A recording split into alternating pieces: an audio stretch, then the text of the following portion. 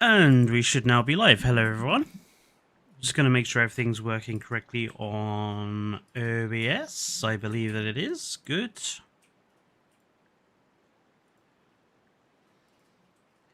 How are we all doing? Hello, Basti. Robert, I don't know who you were talking to before the stream because I can't see any of the messages. But obviously something was going on there. Anyway, today back on the Norway park, and we're going to hopefully get started with the sort of last enclosure area and do a little bit of decorative work as well. Hello, Chad.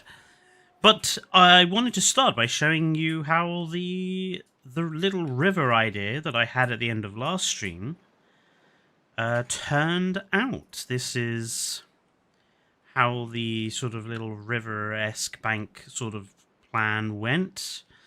Connected all the way down to here. It's all just the fountain pieces, coloured blue, as you can see. And I put in some of the Vegas fountains just to give it some movement. And we've obviously got that lovely amphitheatre that we found last time as well, put in here. And the greenhouse.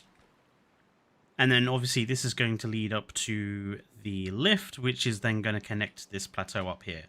That's the eventual plan. This is the China map, Jack. And obviously last stream, we created our Cryolophosaurus enclosure. And I also went and put the rock roof on. Obviously, there's a lot more work that needs to be done in here. But it's kind of creepy. Like, it definitely works as a quite a creepy little under cave sort of thing. So the way it reverberates around in here as well, that's really cool. It works really nicely. So yeah, and then in here we'll probably try to fit something, one or two things in there, but that's for further decorative work. So the enclosure that we need to figure out today is this, with this one massive area which is going to stretch for the entirety of the back section, which is going to connect to the Amargasaurus enclosure, and this we're also going to try to cut into two. So one half will be plant eaters, and then I'm thinking this little island up here, we will attempt to put a carnivore in. So that's the plan for this enclosure. But obviously there's a lot more work to do before we get there. So I need to figure out how I'm going to work it, basically. I think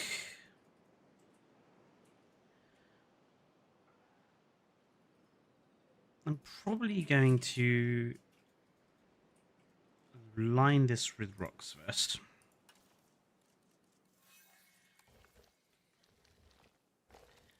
We'll turn a line to surface off because it just makes placing stuff a pain in the ass. And we want a fairly nice large rock. Make sure we can do this quite speedily. Bit of T-Rex Kingdom. I don't like copying stuff from the movies. And to be honest, T-Rex, it's an overrated animal.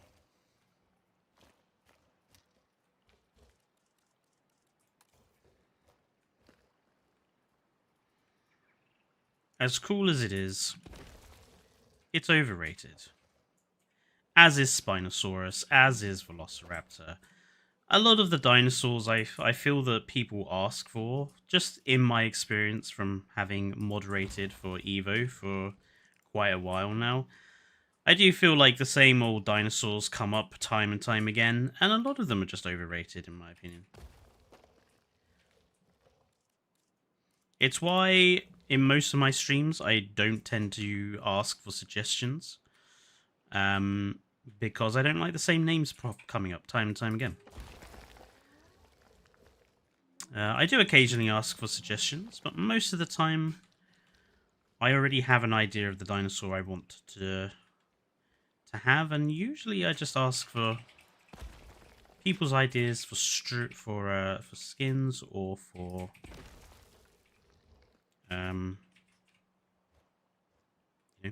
biomes for their enclosures. That's the way I run things.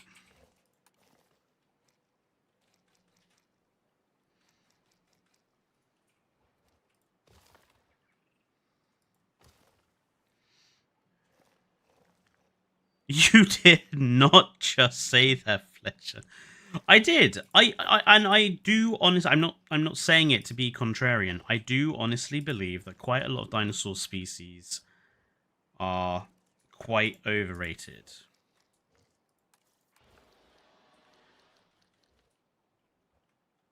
Given how many we actually have in this game, like if you think about it, prehistoric kingdom, we have, I think in grand total of animals, less than half of the animals in this game. In grand total, that's animals of all types. And most of the animals, the dinosaurs that they do have in that game, they're, you know, the ones you would expect to see. This game has like double the number of dinosaurs, and yet people still want the same old Spinosaurus, Utahraptor, T-Rex, the same old ones time and time again, and I'm like, come on. We've got so many dinosaurs in this game, quite a lot of them much more interesting. Animals that deserve a little bit more attention, I think.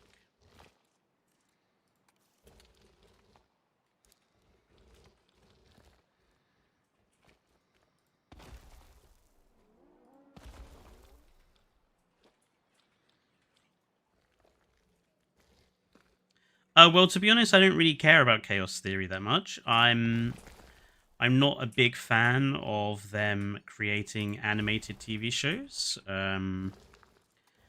I don't think that's the direction that the franchise needs to go. I personally feel that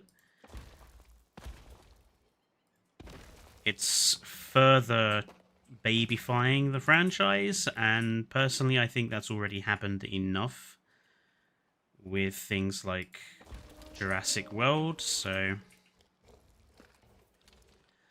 I couldn't really care less about the Chaos Theory stuff.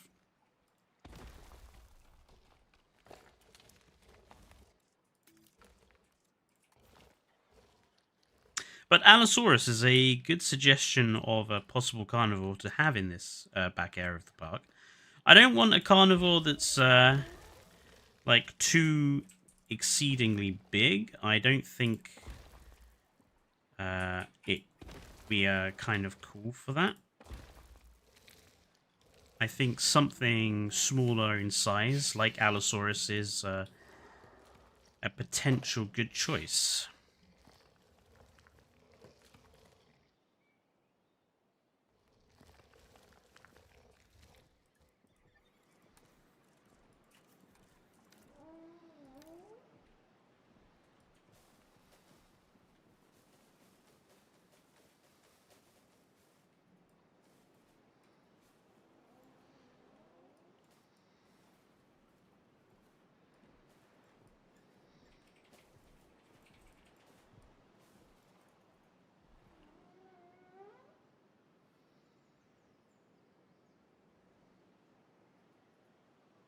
Okay. So, I suppose the first question is, how do we want to go about separating this off from the guests? I don't want to do the whole thing as just one giant rock wall, because that starts looking a bit ugly.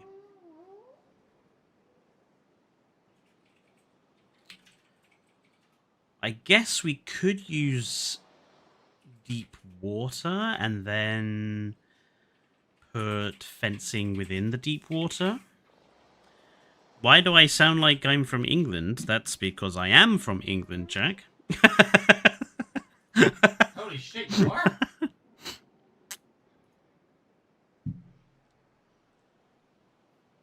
I'm kind of. Did you think that everyone who does Jurassic World Evolution 2 or 3 comes from the Netherlands in the case of Evo, or America, perhaps? And the voice you heard in the background was my partner, Dane, Jack, who is the one of another member of Triclaw Gaming. It's called Triclaw Gaming for a reason. There are 3 of us who make content, or there is now 3 of us who make content. Dane has literally a couple of days ago recorded his first Hades 2 videos, which I'm going to be editing next week. So, hello, Barinson.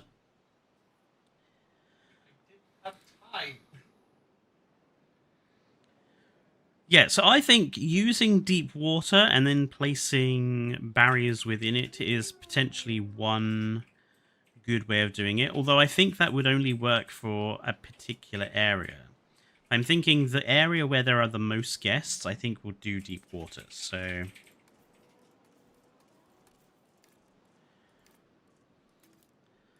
I'm thinking this sort of section here, because obviously we've got a straight piece of path here, and then it's going to end basically up here in this. There'll be a guest area here as well, so this we can all have as that deep water, and then this back area we'll figure out.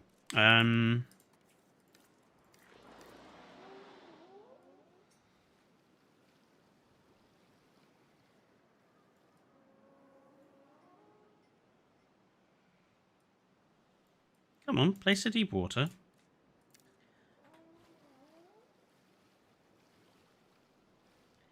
Remember, of course, also that from up here, across these 3 big rocks, going out this way, there is going to be an elevated viewing position, similar to what we made over here for the Amargasaurus. There'll be an elevated viewing bridge that comes across those 3 pillars over to here as well, so...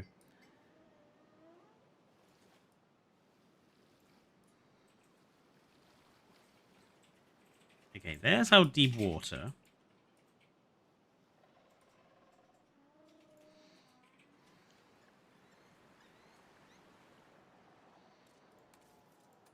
I'm going to get rid of all the vegetation, because I find sometimes the vegetation can interfere with things.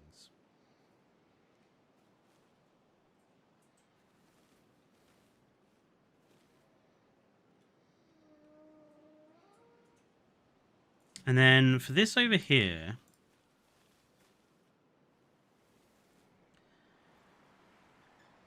I think it makes sense for this. That's interesting. That's not flat. Let's just make sure that's flat.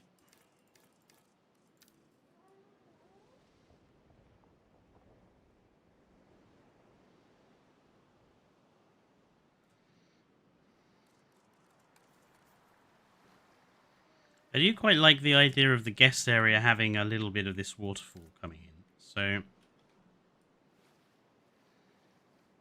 give them a little bit of a watery pool.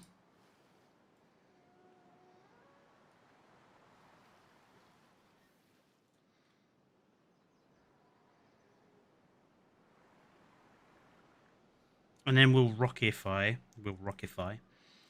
this. You lost all your Deinonychus in Ark today, meaning months of breeding for mutations have just been wasted. Oh.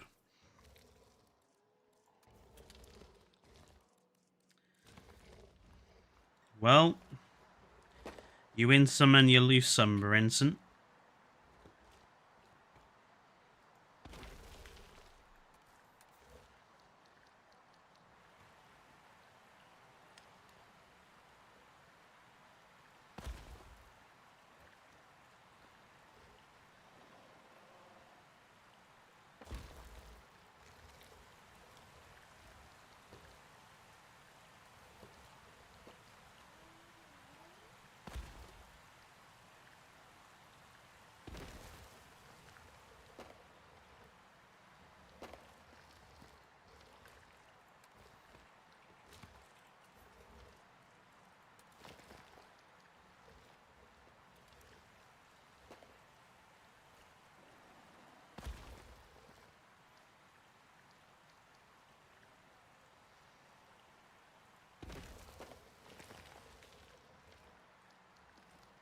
I would quite like to have something.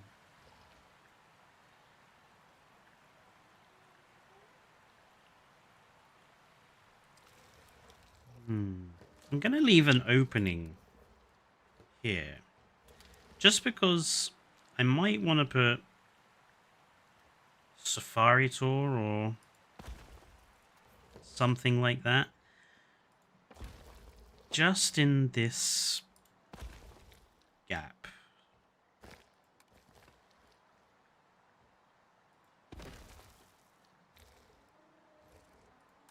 So I want to make sure I've got the ability to put that in later down the line.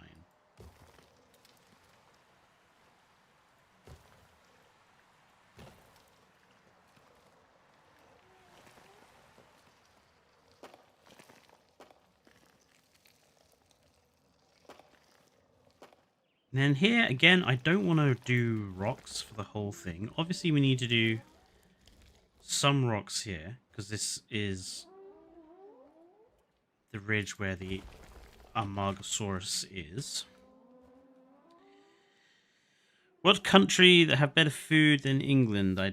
I dare you. Italy. Italy has better food than England.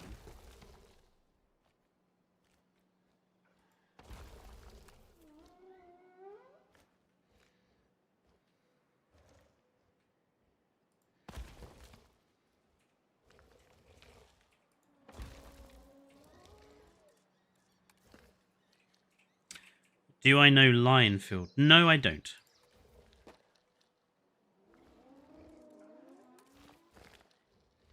I have not even heard of that person, if that is a person. That's a nice rock. I have to remember that one.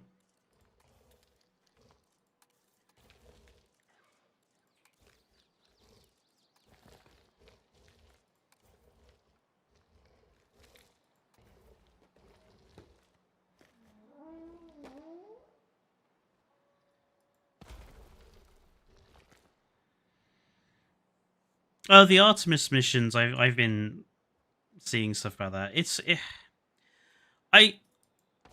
If you ignore, the idiots that want to deny the moon landings ever happened because they're stupid. I feel like the Artemis missions have been a dash of positivity in a period where we're seeing a lot of negative stuff happening around the world. It's quite nice to have something to take the edge off.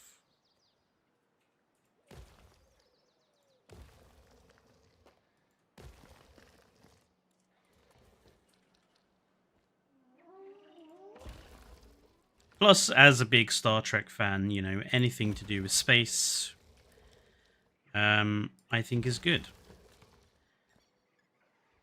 So...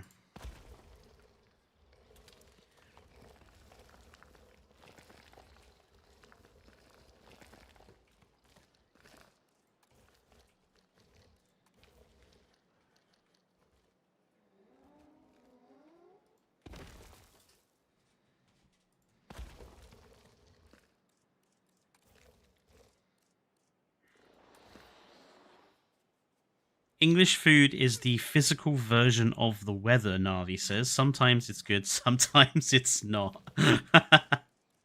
I wondered where you were going to go with that. I was like, are you going to say that it's cold, grey, and horrible? but I'm glad you went with something that was a little less harsh.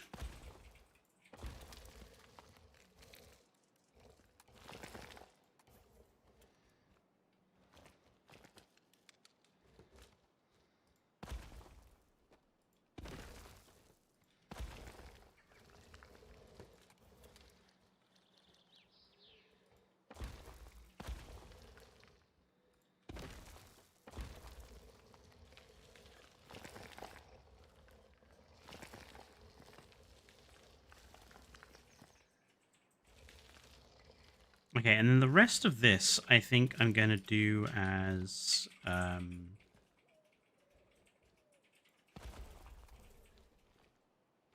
fencing.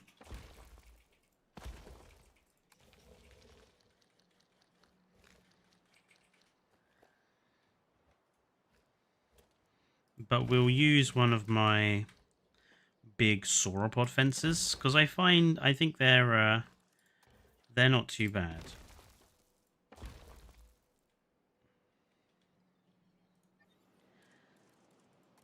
Tell you what I am going to do. I'm probably going to put in the invisible fence bit first over the top.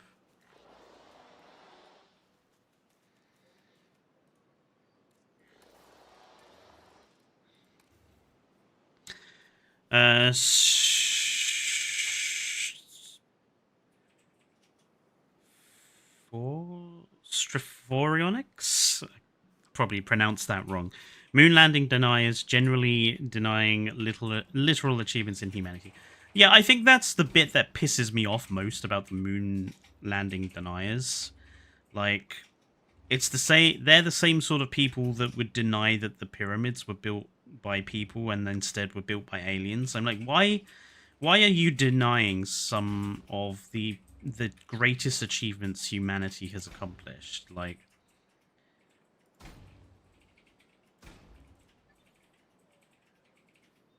stop denying literal achievements for our race. It's just preposterous. Right, yes, we will put in some sauropod fencing in here. Now, I think I'm going to use this stuff.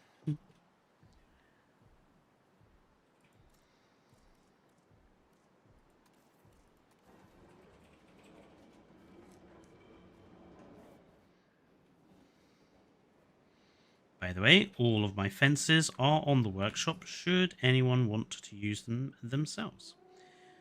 As is a bunch of new things I have been making in the last few days. As is quite a lot of my stuff, actually.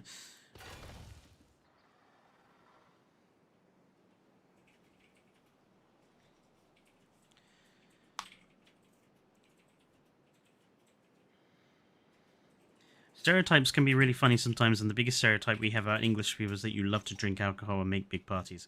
Oh, we do. We are a race of heavy drinkers, or a people of heavy drinkers. It's for that very reason, actually, that if you go to something like a football match, you will find you are not permitted to drink alcohol in the stands. You must drink it in the establishment where you brought it from. You're not allowed to take alcohol actually into where you're sitting to watch the game. Because during the 70s and the 80s, we had a terrible reputation for football hooliganism. And starting fights and punch-ups and all that. So, you know, there is kind of a joke in the UK. What do you call getting smashed on the head by a glass bottle in Glasgow? It's a welcome.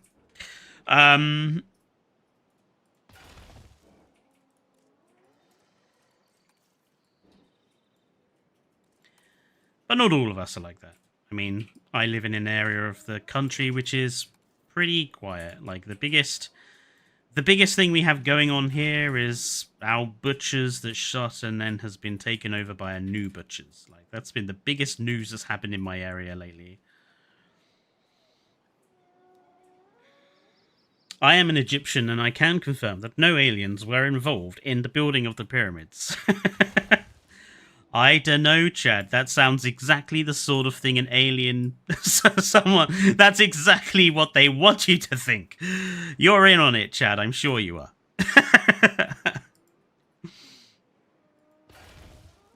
I thought British people only drink tea. No, we do like our alcohol as well. I can get very drunk when I want to.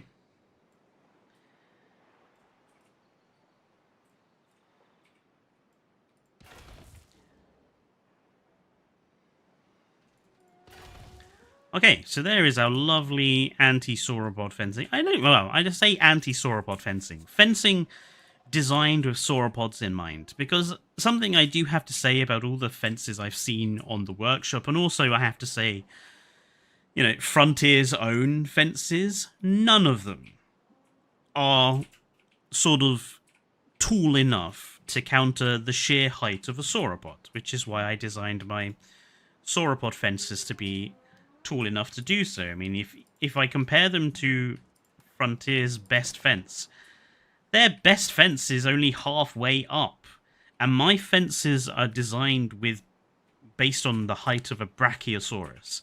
So that's a puny fence, frankly, Frontier.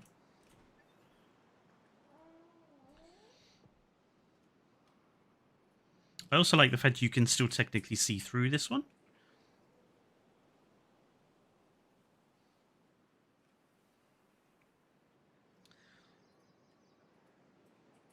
So, obviously we have the deep water here, but if you put sauropods in this enclosure, they are going to be able to walk through. So, how should we sort of protect the water? Like we did over here with the Amargosaurus, we just buried wooden piles into the river. That was fine for Amargosaurus because it's a bit small. And over here we just buried some more substantial fencing for the Cryolophosaurus.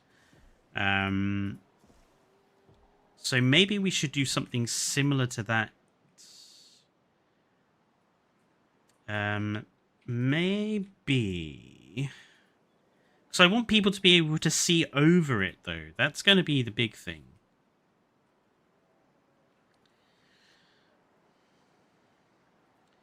Again, maybe we should just use that stuff again. Or,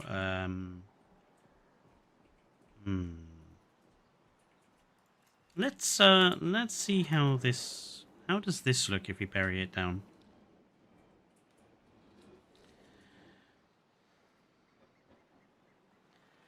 Like, how tall do we think we ought to have it? Probably, I would say, like there.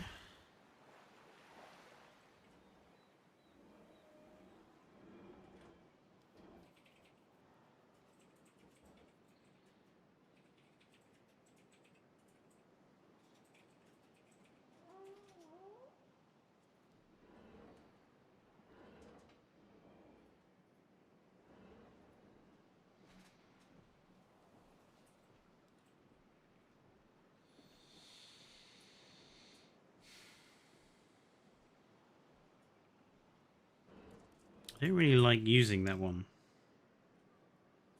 It's a bit too substantial.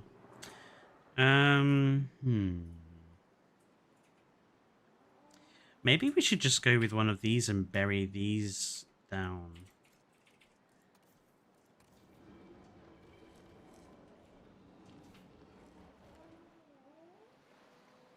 Because we're going to have, like, viewing towers looking over this anyway.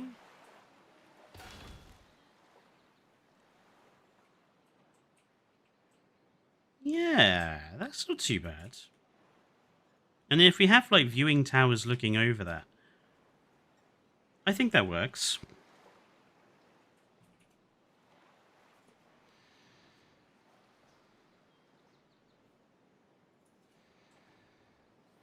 We all know what happens when the fences aren't sauropod proof. Prehistoric Park is an example. Yes, Chad. I mean, I think Bob was being rather optimistic in thinking a few logs would keep the titanosaurs where they were.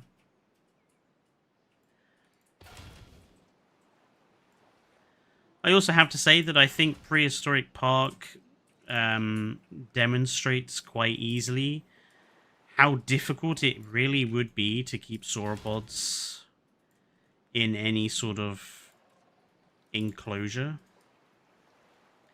I think most people look at sauropods in the same way that they look at elephants, and they are simply nowhere near. Like, elephants are the closest thing we have to them now, but that's not really saying much. Like, in terms of sheer size, in terms of weight, in terms of power, in terms of how much they would eat, you know, sauropods have nothing on elephants. Elephants have nothing on sauropods.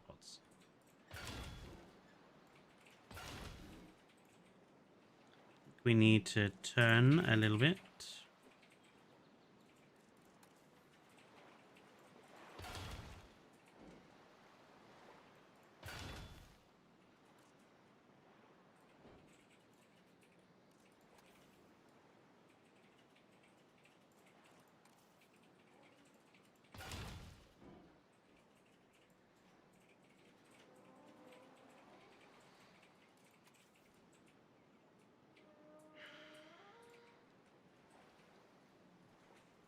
What sauropods are they going to be? I'm not sure. I mean,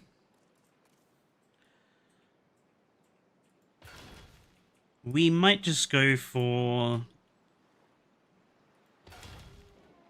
the very easy option and put in Brachiosaurus.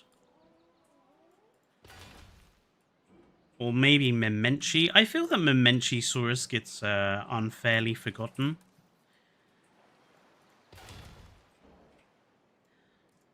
So maybe we'll go with Memenchi.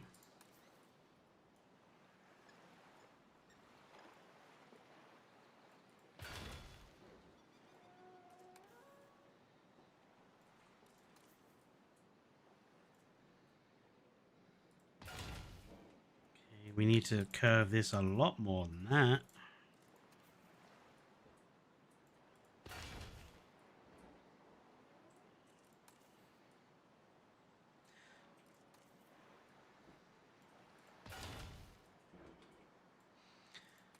But sauropods is not going to be the only thing that's in here.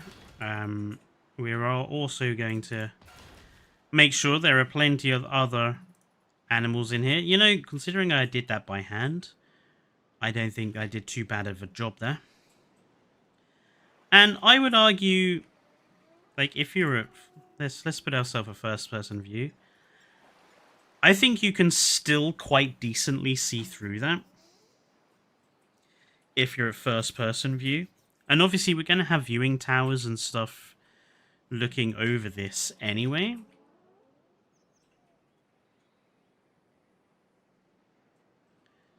If anything, I might just drop the height ever so slightly.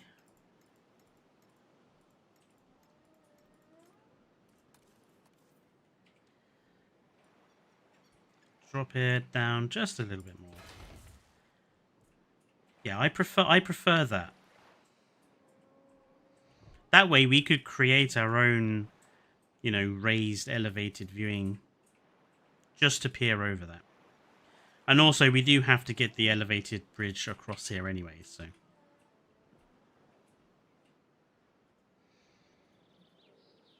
think we probably need to just duplicate one more of those, just to put that more substantially in there.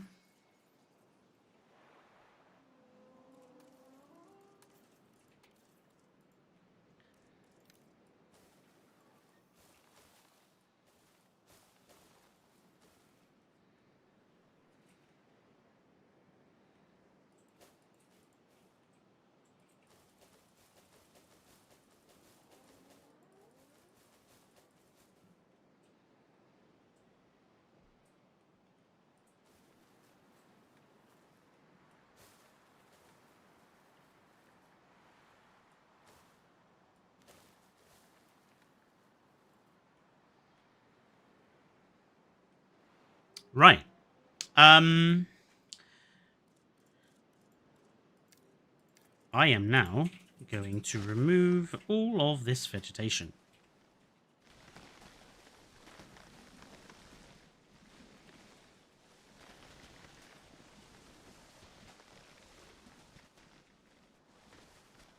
I want to be able to see what we are working with up here.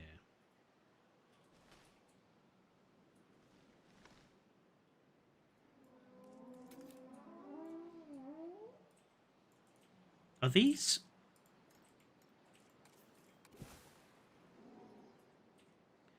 Some of the bamboo was manually placed. Okay.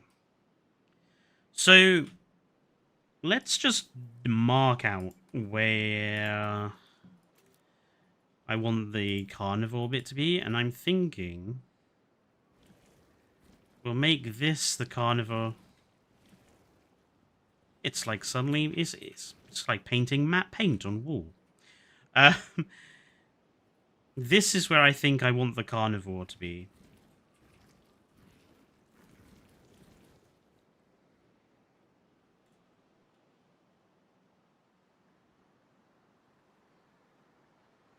I think that's a decent enough size for it. I mean, I might also give it... No, I'm not going to give it that island as well. We're not going to have that many allosaurs, if we do have allosaurs in here. So I think that's substantial enough space enough. So this will all be for our plant eaters. Now, I do want to make sure that some of this terrain isn't too steep. I am going to put some rocks and stuff around these waterfalls, as I always do. Can we have that waterfall put back? There we go. Let's make it a little bit wider.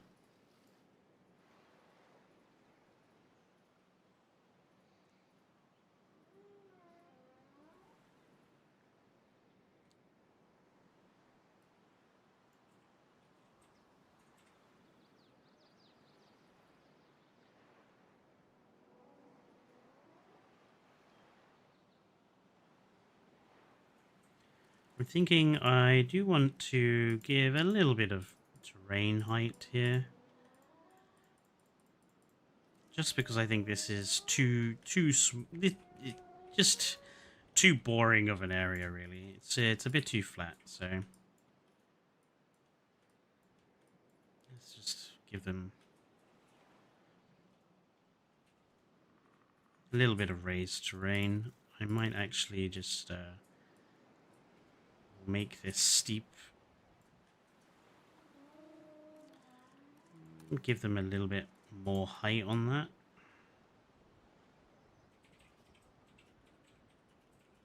It's the number one floor. I think I see the most of people's enclosures. They're too flat. And in fact, I would say that's kind of, I feel, a common mistake people make with their parks as well. They build their parks too flat in terms of the terrain, and while that might be the easiest way of making enclosures and parks, it does also make them look really weird and fake. So let's try and avoid that. Let's smoothen out this end so that they can get up and down.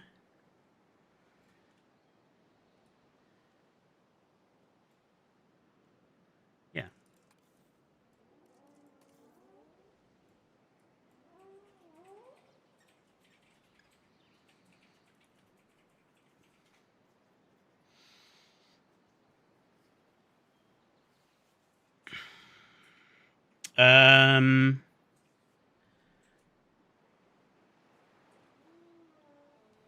The Mementi in-game is odd. The new modded one is even better. Yeah, so I've seen that so many mods have already come out for this game, and I did have a think earlier on this week about sort of should I or shouldn't I. I've decided to stick to what I promised before this game came out, and that is to not use mods until such a time that I believe mods are truly necessary. At the moment, I don't think mods are truly necessary for the game.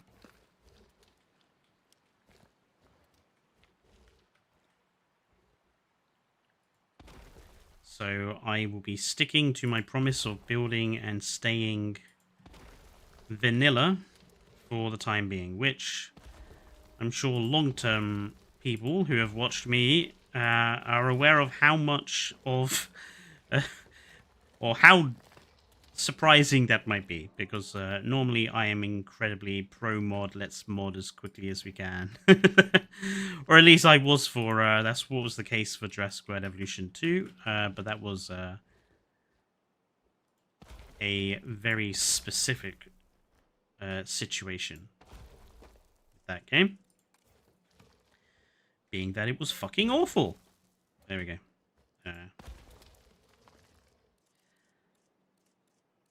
Well, not awful, but just nowhere near the level of quality that was really required, I think.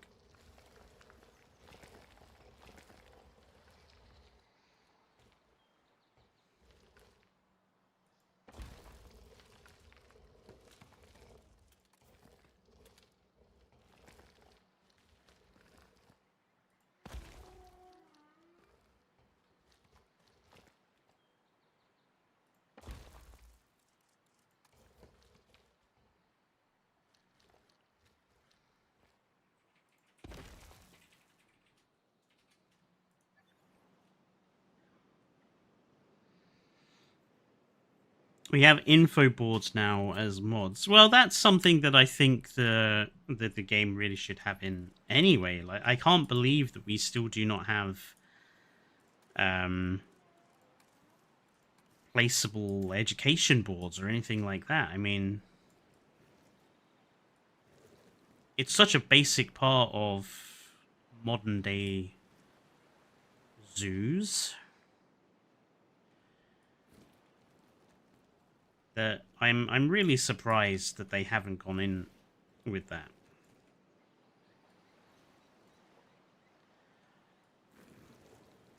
I do think, though, that it's potentially...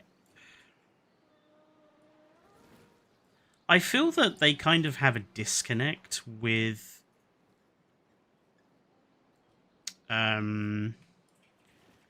what it is they think we're building. Like, I get the impression, maybe not necessarily Frontier, but perhaps Universal. I get the impression that Universal, if you said to them, "Oh, Jurassic Park is just a zoo with dinosaurs," they'd be like, "No, it's not. It's not a zoo at all." Like, they would argue that it's not a zoo. And I think that's why, when it comes to these games, not just Evolution 3, but Evolution 2 as well, I think that's why they feel so...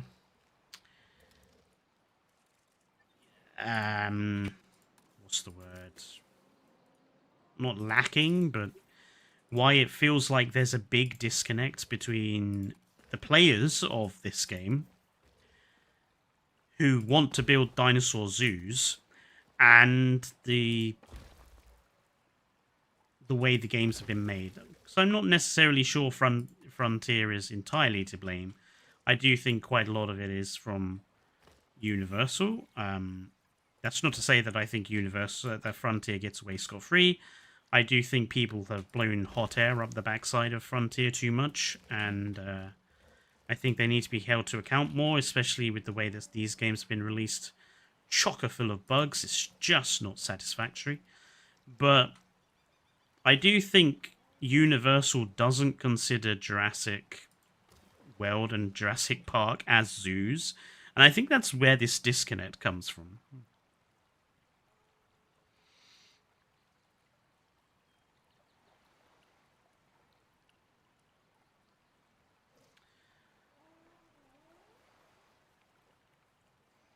Rob and Berenson, can you both chill out? No need to, have an argument in chat, please.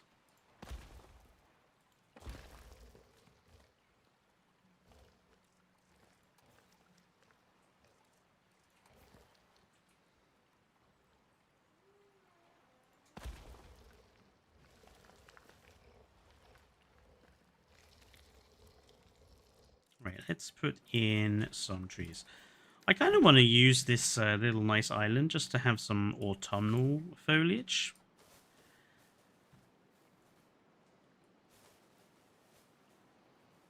If it will please put some in. Seriously. There's plenty of space for there to be trees there.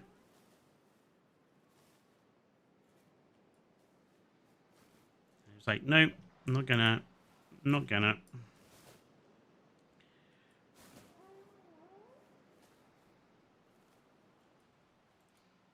Okay, well that's all right. Do you want to stick to using conifers along here?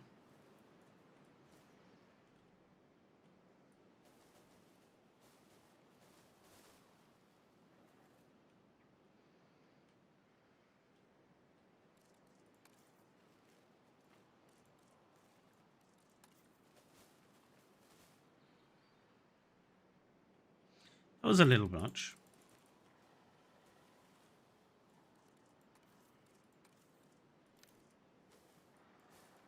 That's better.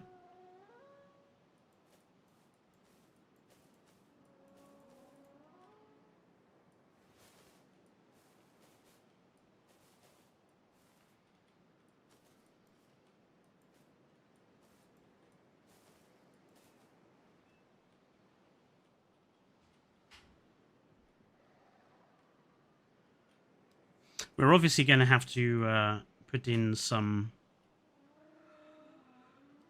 hand-placed vegetation along the banks of the river on the other side, because it won't spawn vegetation there if we ask it to, and we'll obviously have to think about the food for the animals.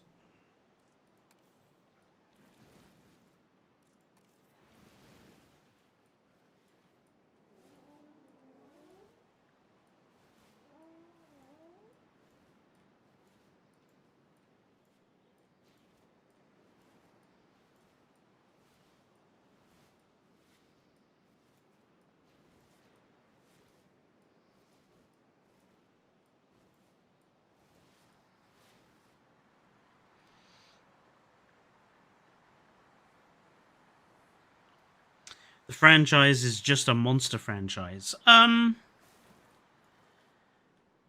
It's funny. If you said that to me back in the days of Fallen Kingdom, I probably would have said no, because I think it was still trying to be Jurassic. But since Rebirth, I think it's. I would agree with you. I think Rebirth is just a monster movie. It's a very bad monster movie that steals a lot of its material from films like Alien. But yeah, it's just a monster movie.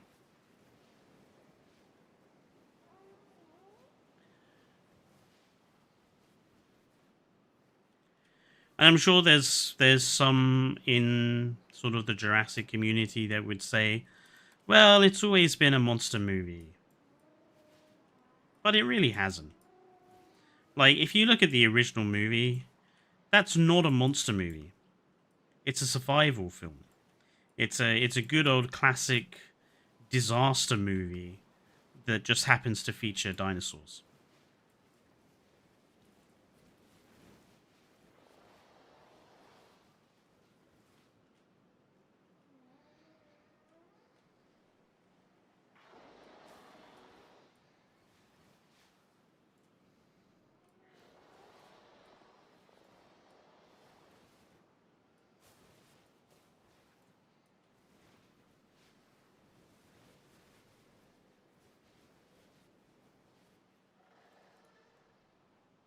Right.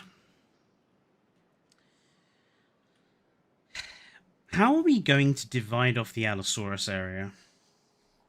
I suppose invisible fencing is probably the easiest way of doing it.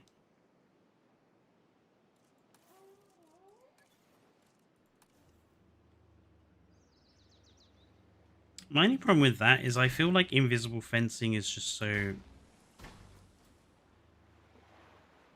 ugly.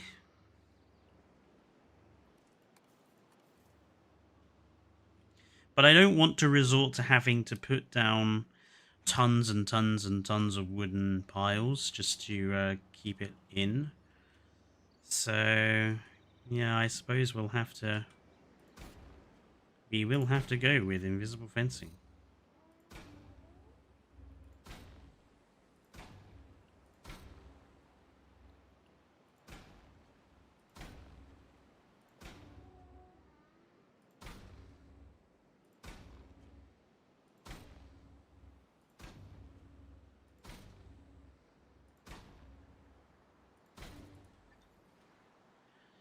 I mean, I suppose I could have just done deep water instead, but that would take up a lot of space, and I don't want to take space away.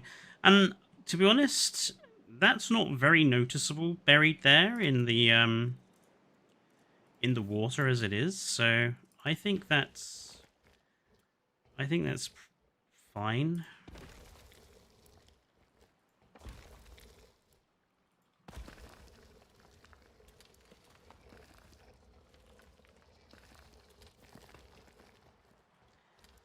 We can...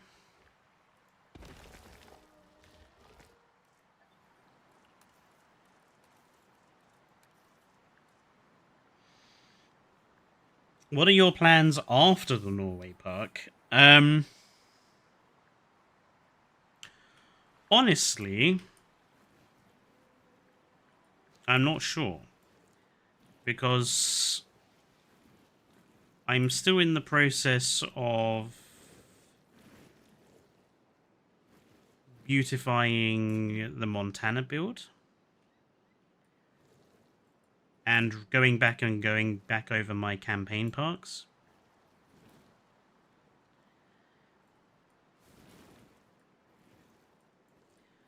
And obviously there is the Din Park, which does need to actually be continued with, but the only reason I haven't continued with it is that it's a full-on modular build, and that, I feel, is the sort of park that requires days.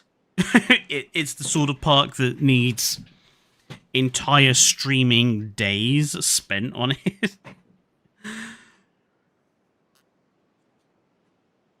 I mean, I might go back to the Din Park, do some homework, and try to get it going again, but I don't know. I'll have to think about that, Rob.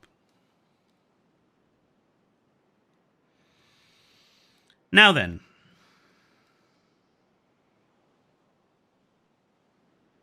Time for some dinosaurs, I think. Let's have a look and see what my lovely Din hatchery can cook up for us. So,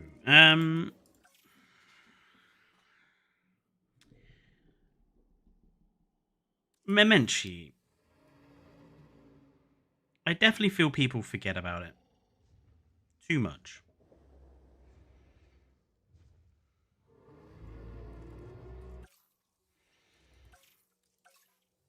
I don't want to use a Patasaurus because I think it's ugly. I think it needed a model change. It's one of those animals ruined by the movies, frankly. Dippy, I've used Dippy quite recently. Dreadnoughtus, I'll be honest, I've never really been a big fan of Dominion's Dreadnoughtus. And the Patago Titan, eh. So yeah, we'll use Momenchi. Although, if I remember correctly, it doesn't really have very nice skins.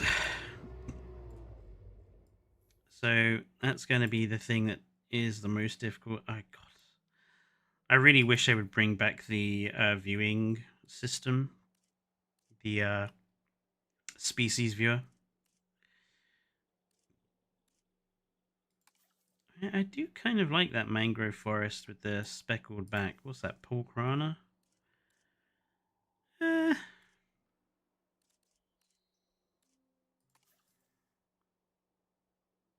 Oh, I see. The red is on the actual mangrove forest.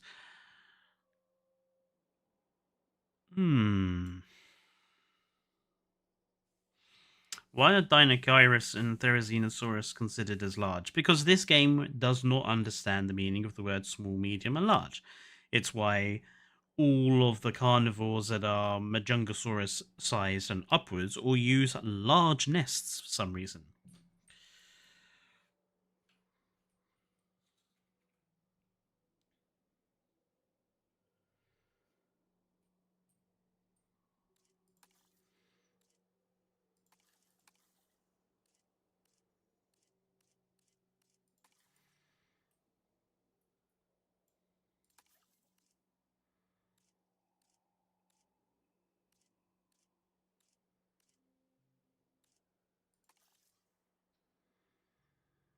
I don't like the red.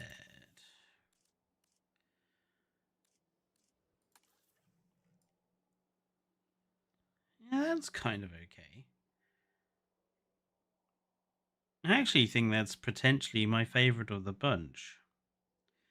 Sonoran Desert and Papyrana for the male. So the female needs to be kind of similar-ish.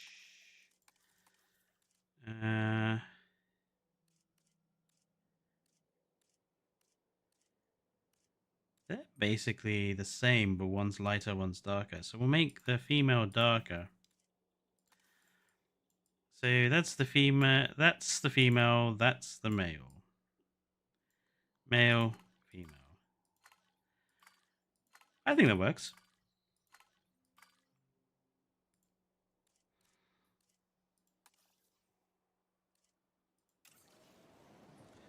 We're going to have to synthesize at least 2 of them.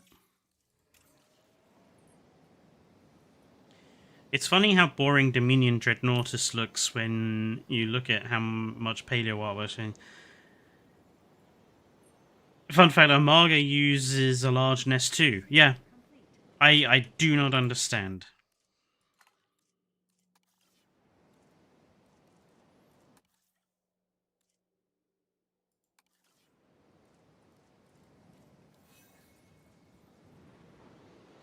There's a lot more of this build that actually needs to be done. Like, I need to give the Allura Titan their cave cover. And I need to obviously fill in the guest areas down here. And create the external wall around the entrance area. And put in a couple, put in like a cover that I want to go across here.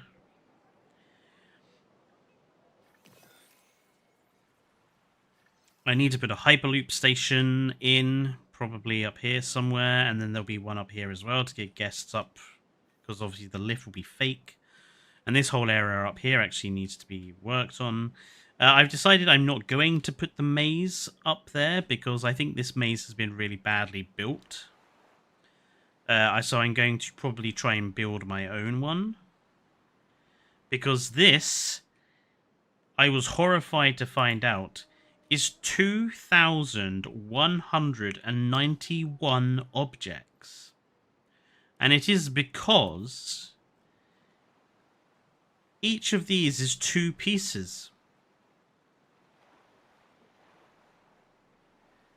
instead of just using a planter piece to create each area, they have created two, and it's the whole way around. Look at it. It's just too... It's a waste of piece count. So I'm going to probably try and rebuild that, but rebuild it with a view to being better with piece count.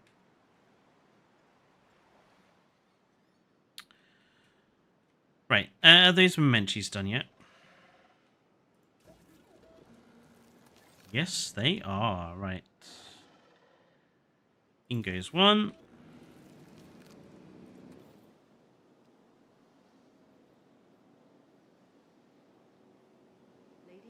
It's funny that Universal has freedom in designing their dinosaurs, yet most of their creatures' designs are boring or ugly or both.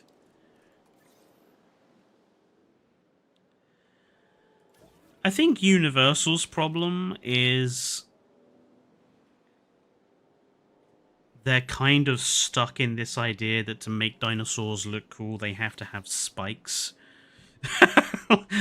Like, that definitely happened with things like the Giga and the Indominus Rex and the Indominus Raptor. Like, it's not cool if it doesn't have spikes.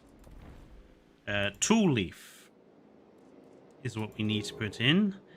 Why our normal vegetation does not provide tool leaf baffles me. It actually really winds me up that normal woodland will not give sauropods tool leaf.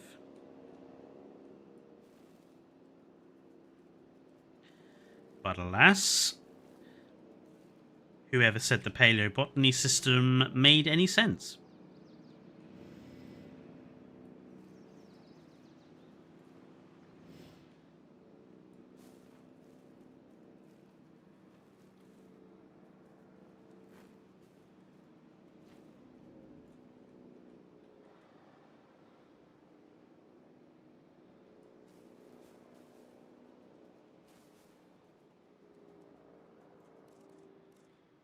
No, it provides ground leaf too, so if we can find some other dinosaurs that eat ground leaf, that'll provide us with I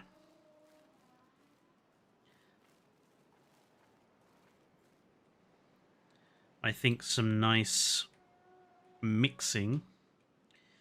I'll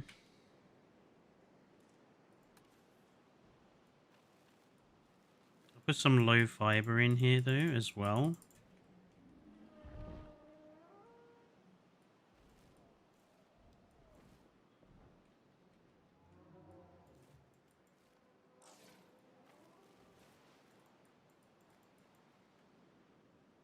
There's plenty of tool leaf for them. Stop whining.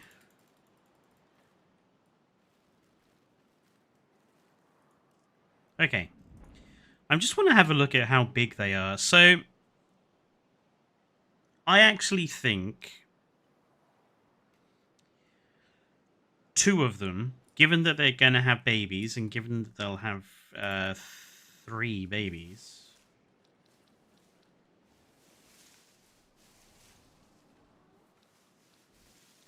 Where should we put the nest? Let's put the nest here.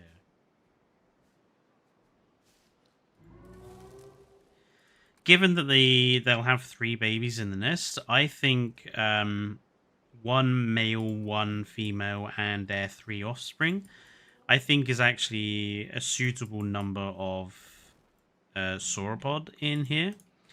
So, let's go and have a look for some ground leaf eaters.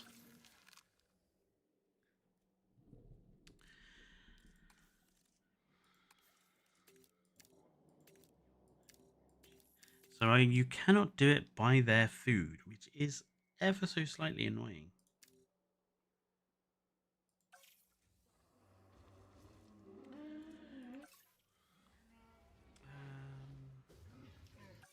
I really do like the Chasmosaurus design in this game.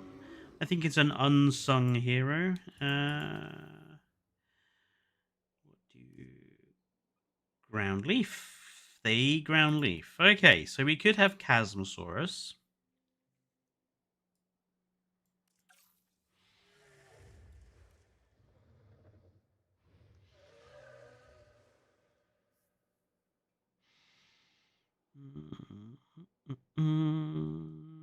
Just having a look at what is actually here. I still haven't used Protoceratops in a park yet.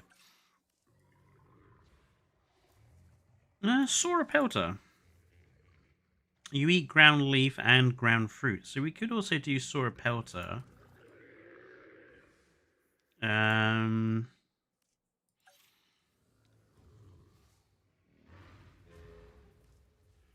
Sino, Sintos, Styraco.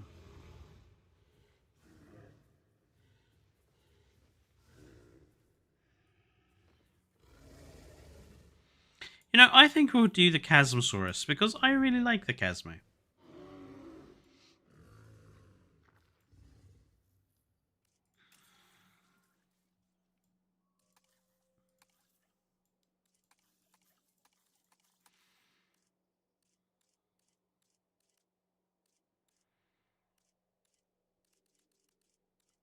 I really do like the yellow.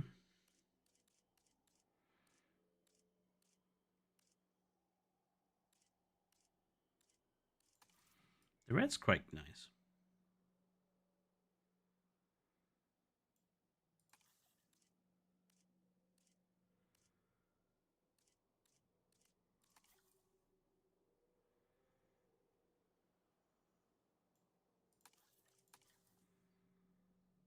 I do really like the design of that frill. Ooh, no, we'll go with this one. That makes this one has like the most vibrant of the leopard print. Yeah, we'll go with that one. So that's the male.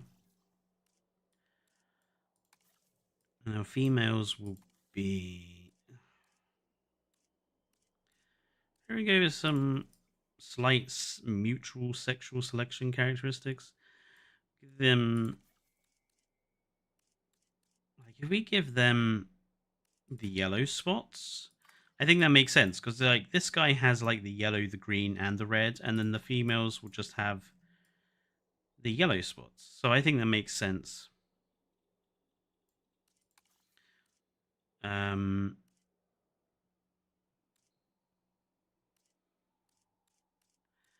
want to double check the body color that I'm using here.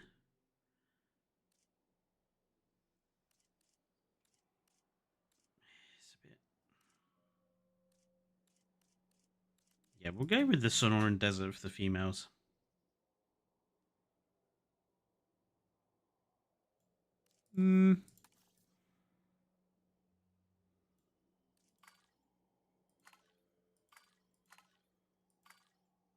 Actually, we'll go with Death Valley.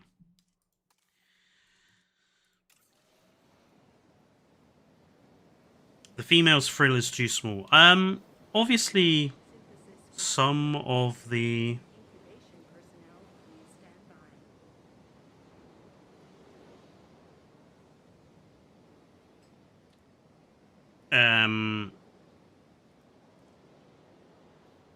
what's the word I'm looking for? Sexual dimorphism. Some of the sexual dimorphism has been exaggerated, but I think that's fine. Like, contrary to popular belief, I don't actually mind a little bit of inaccuracy in my dinosaur models. In fact, I kind of wish that sometimes Frontier would be a little bit more extreme with the sexual dimorphism, because sometimes I feel that the sexual dimorphism just doesn't show up enough.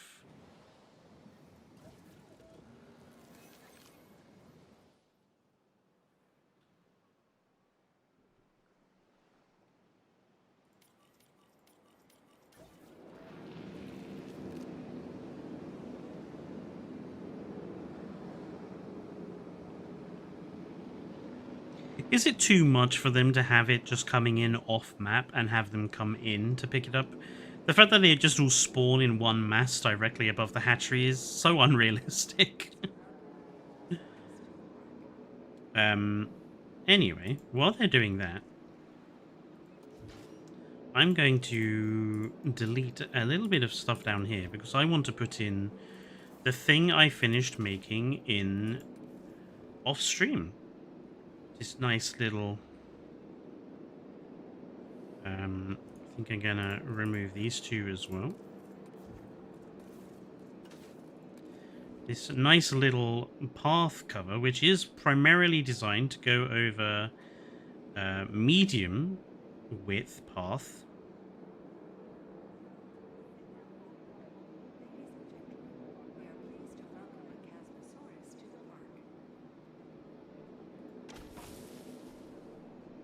Oh.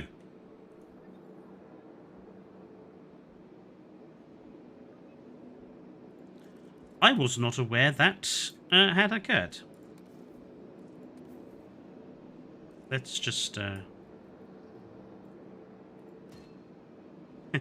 let's just rotate these around a little bit. There we go. Whoops. Anyway, yeah, a nice little path cover for a medium sort of path.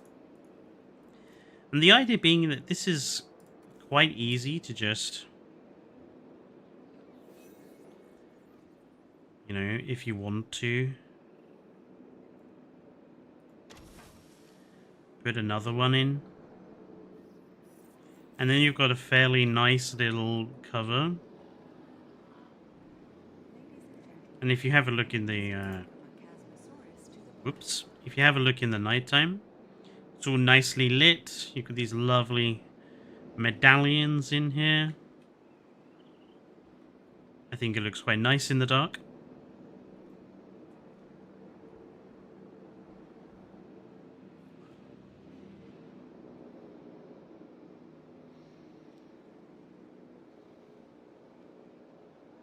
That's kind of what I'm going to build down here.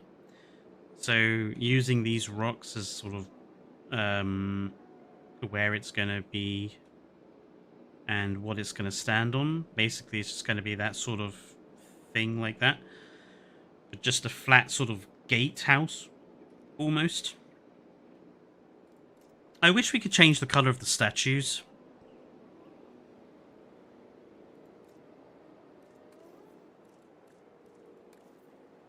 Ew. Why does it change all of it?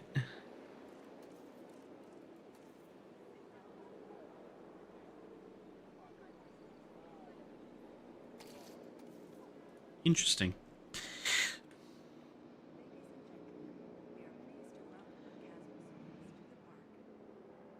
Well, a couple of the chasm saws are already in. I would hope that they use medium.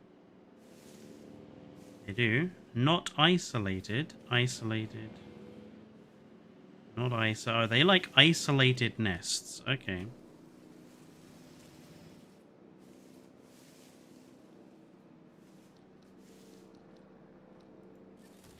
Well, for the time being, just because I want them to get breeding, we're only going to let them breed once, just to get some... What's going on down here? Oh, you're not supposed to be fighting. You're male and female.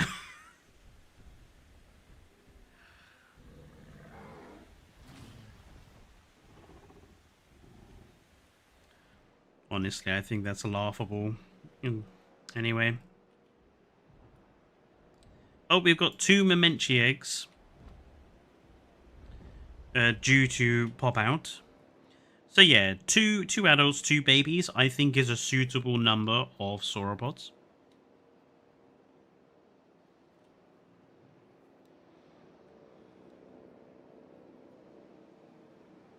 Oh, there's a hole in this enclosure, isn't there? I better... I I was just staring at this and like, all right, yeah, there's a hole in this enclosure. There we go. That way they definitely cannot escape. And yeah, we'll put in some like viewing towers. And then we're gonna have like a bridge across here. This is gonna be a real big construction. Because it needs to go across these three, across this path, across whatever here. And I mean, I would almost say over the fence a little bit as well, and be almost a viewing platform over the fence. But we'll see how it looks.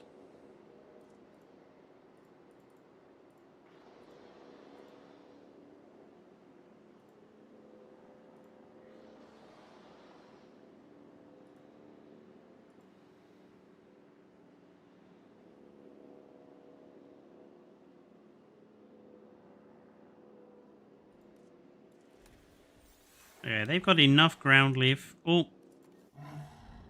Oh, look. I think they're both male.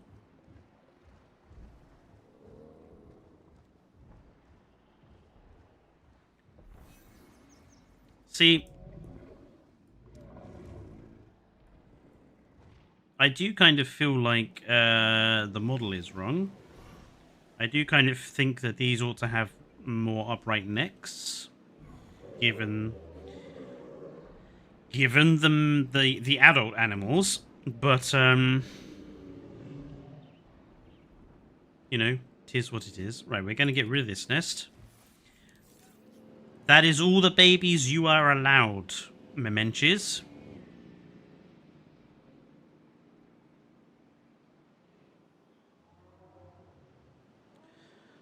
I reckon we could probably get away with having a third species of animal in here.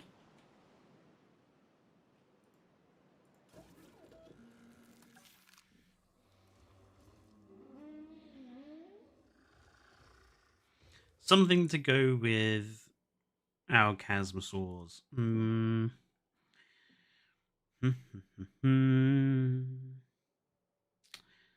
mean, we've already got Ornithomimus in the park, so I don't want to have Struthy or Archeo. I mean, I wouldn't be against having Sauropelta.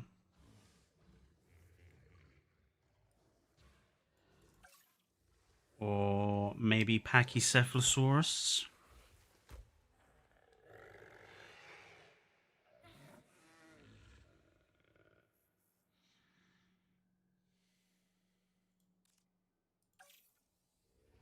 We've already got a Laura Titan, so I don't think we need another Hadrosaur.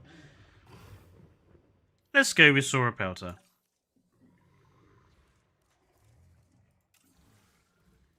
Another unloved dinosaur, I feel.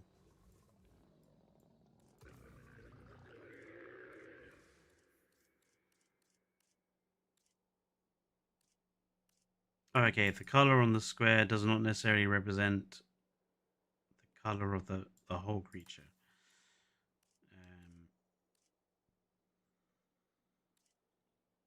So that gives it a yellow back, green, brown, there's orange all over.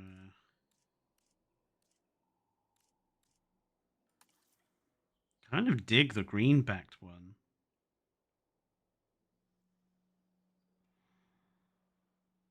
Okay, so what do the patterns do? And quite distinctive differences. Not.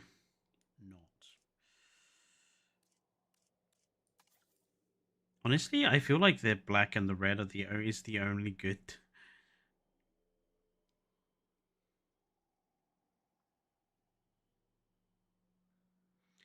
Like, because it's pretty clear they don't do bugger all else, really. So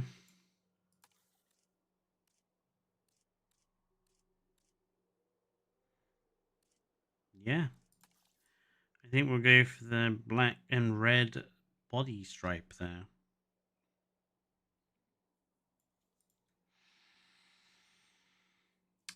So female then. What color did we go with? Oh, Amazon rainforest, which was the greenback. So if we can find slightly lighter, maybe that one. Yeah, slightly lighter greenback and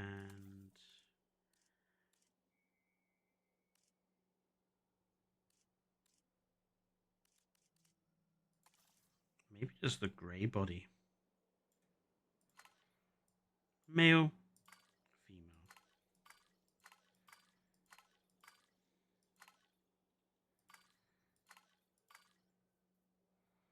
Bit of an extreme difference, but I don't mind.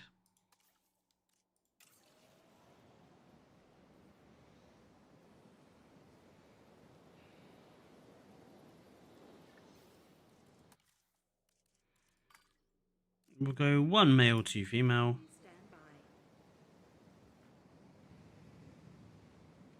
They also eat ground fruit, don't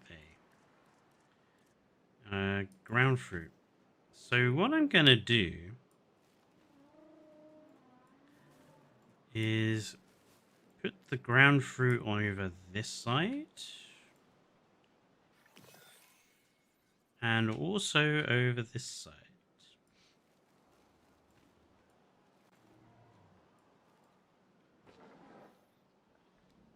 Because something I have noticed about the sauropods in this game, they do not move very much at all. They tend to just stay in one position. In fact, what I think I'm going to do is actually, I'm going to get rid of most of this.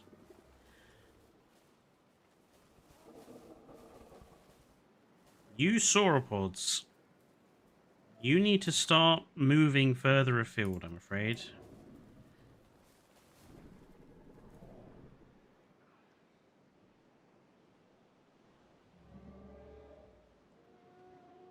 It's very irritating. I have that problem with the Diplodocus on my Montana map. They just will not move.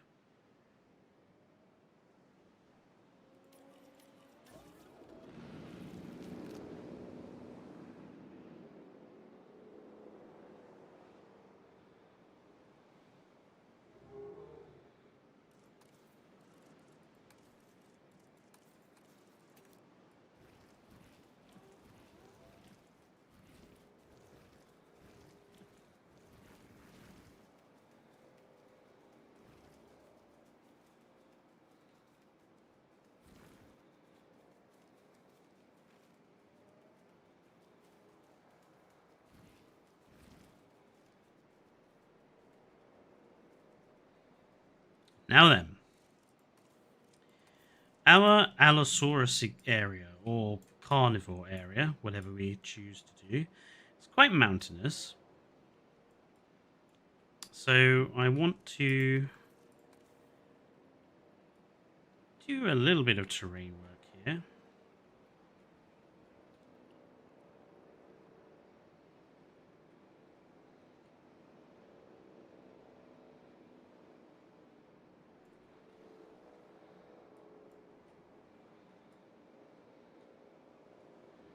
I quite like the idea of him having a sort of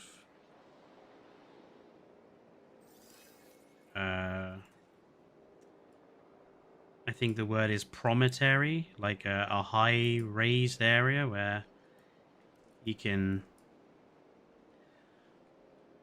look out upon his domain.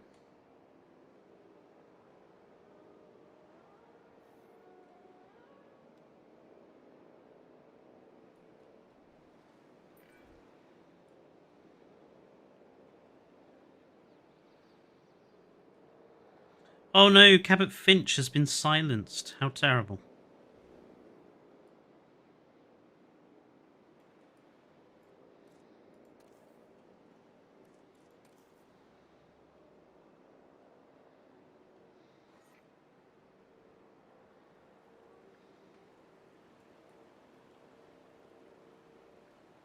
That was sarcasm, if you were unclear. to hell with Cabot Finch, frankly. I think he's one of the most annoying characters in this game, and in all of the games, to be fair. Oh, actually, I didn't mind him. It's strange. I didn't mind him that much in Evolution 1, but in Evolution 2 and in this game, I really don't like him.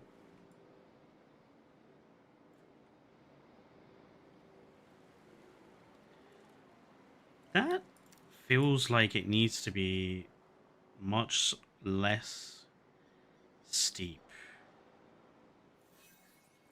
That feels a little better.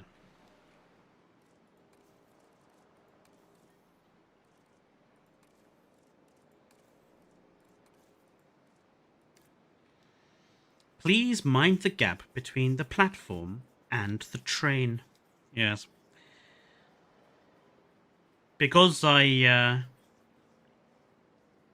tend to rely solely on public transport, I am very familiar with that English train station warning.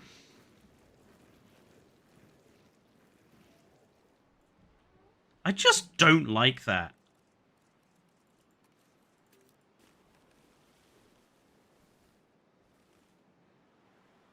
It's funny how it can work down here by, like, the coast. But then there are other places where it's just like, no, it looks awful. It's definitely a brush, I think, that looks better in other places. In some places than others.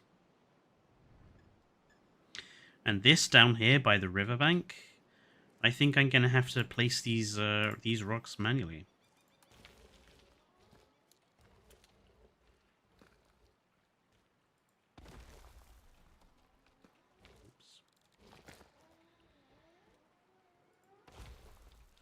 I do find it interesting that it's, you know, the rock brush was one of the much heralded features coming to the game, coming to Evolution 3, and I think it's also one of the features that seems to have divided opinion, because I think, judging on what I've heard from other people, it seems to be one of those features that not everyone likes.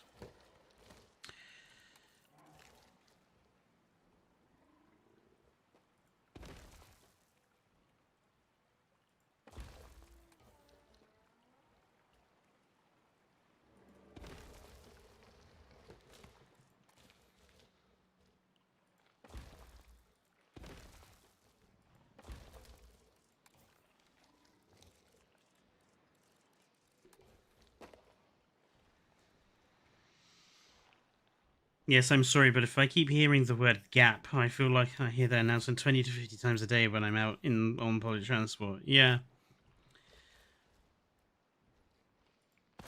Or the other one being the See It, Say It, Sort It campaign that they run.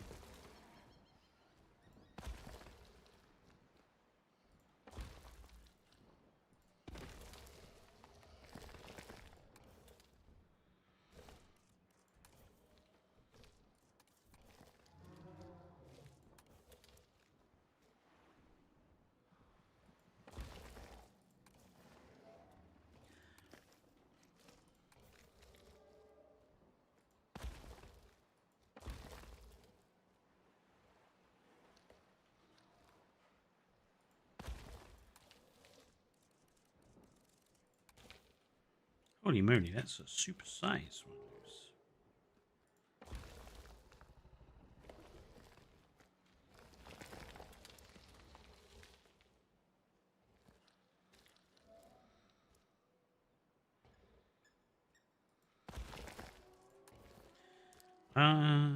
Sometimes I do find it quite hard to make my rock layering look natural.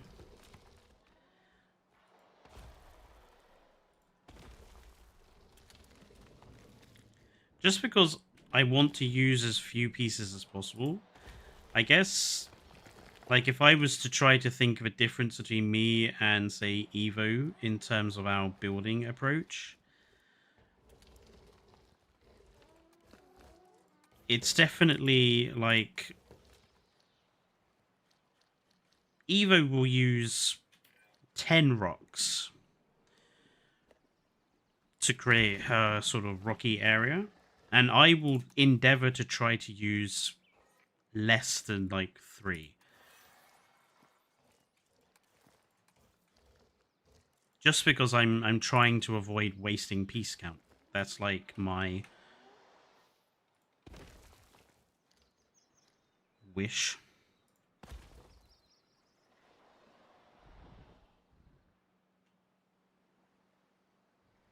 I think that's reasonable.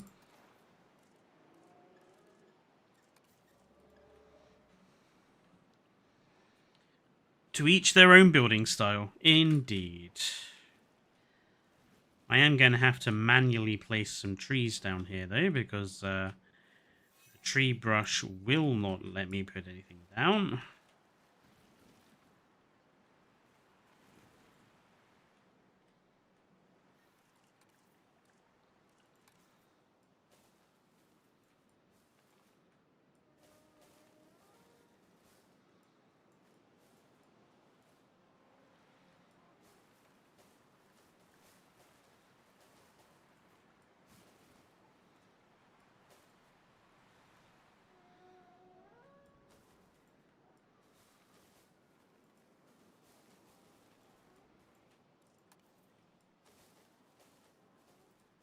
Holy moly.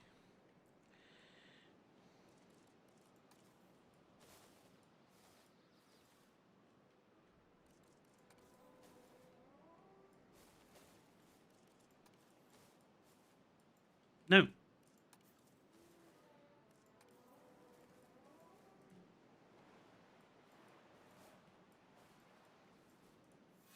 That's better.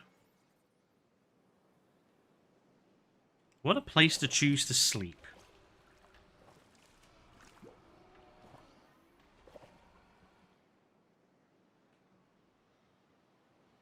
Well, at least the baby memenches are happy. I haven't put the sword. I did put the sword pelters in here. I hear one. There they are.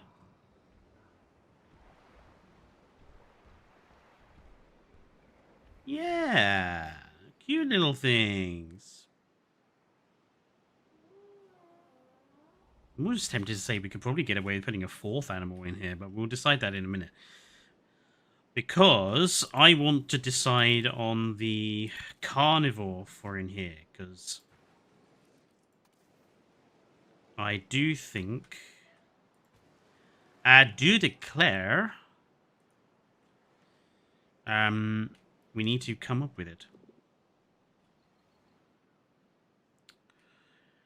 So I think we got quite a few choices, really. I don't want something huge. Again, this park is not going to be filled with massive animals.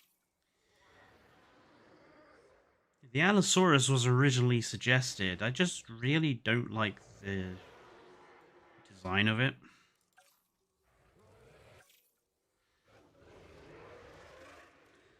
Cryo we already have in the park. Metri... Maybe the Kinjao?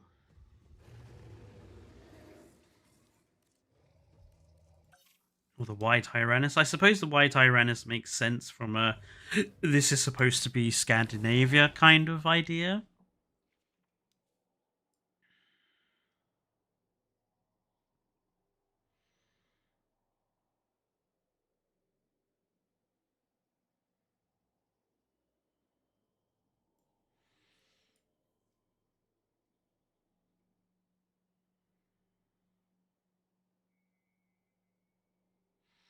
What do you... Ooh. What do you guys think in chat? Depending on how many of you there are. We started this stream with like 9 people, and now we've seemed to have dropped down quite a bit.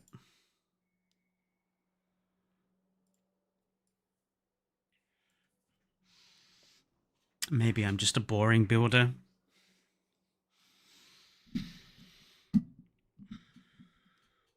Acro.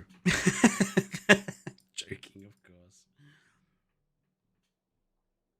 I haven't even seen the aggro in game. I haven't used it in a park yet. No difference in sexual dimorphism. That's a shame.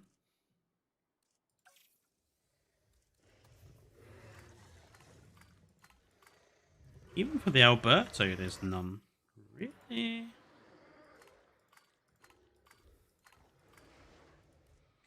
Wow, they really didn't put a lot of effort into some of these animals, did they? No, we'll go with the white Tyrannus.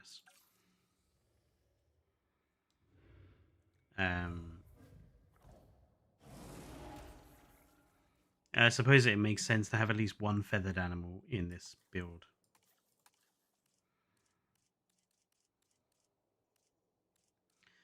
Why are all the colors shit? What on earth? Wow.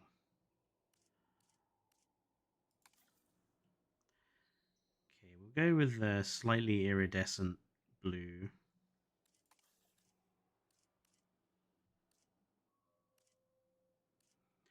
They did a really terrible job with the colorations on this guy. Good God.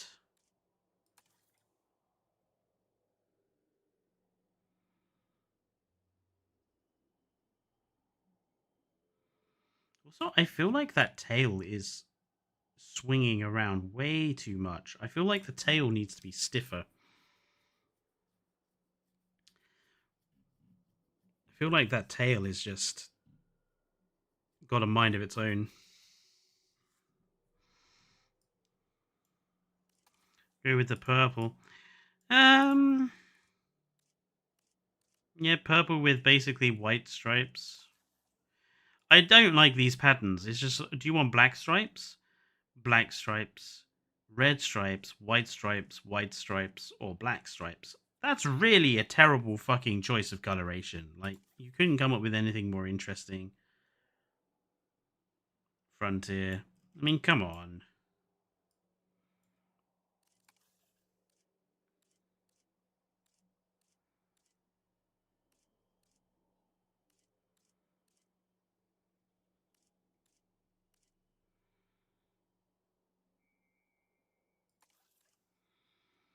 If we were to go with the purple, then what would we make the...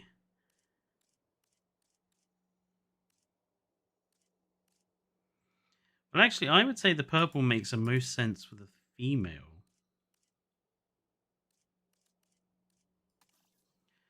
And then the male, I feel like, should have the brighter coloration. So there's our male, there's our female. I don't like how different the bloody striping is on them. Give me the black stripes.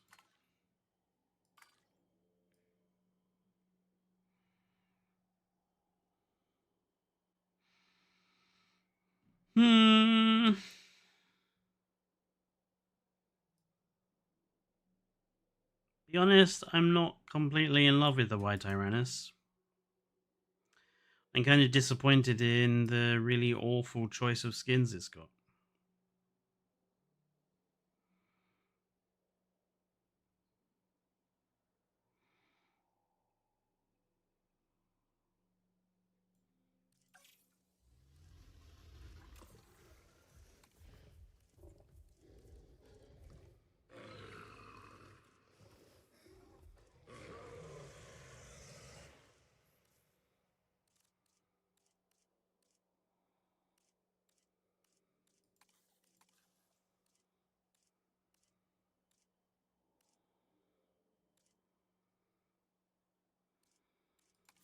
So I feel like the Metri has much better choice of colors and patterns.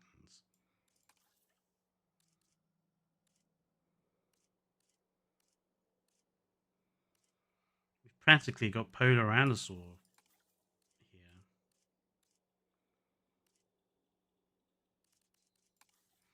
I actually quite like that.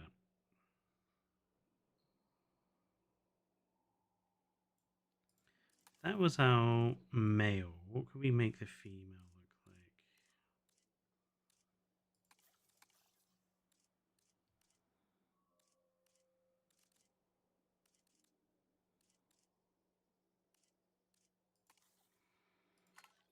Male, female?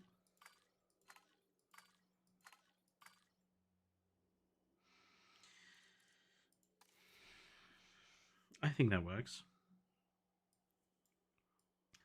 Really not sure. Oh, I keep pressing the right mouse button by mistake.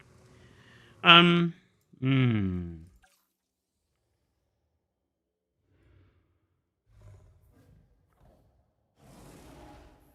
No, I also really don't like how they've done the Y Tyrannus is the model. Am I the only one that feels like it has chicken legs? Like it's got this like weird like pot belly, and then its legs just feel like they're really, I don't know. I feel like they're really thick at the top, but then down below they're like too thin. It just looks weirdly proportioned to me. It reminds me of the Scorpius Rex and the way that its legs are like.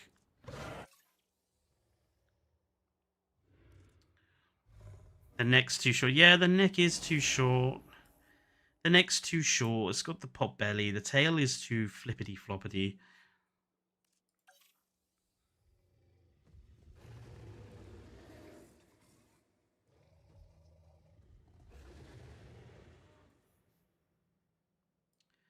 We'll go with Mementi.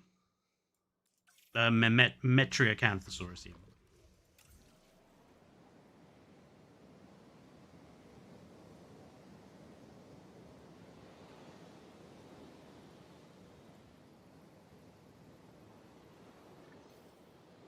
Synthesis procedure complete.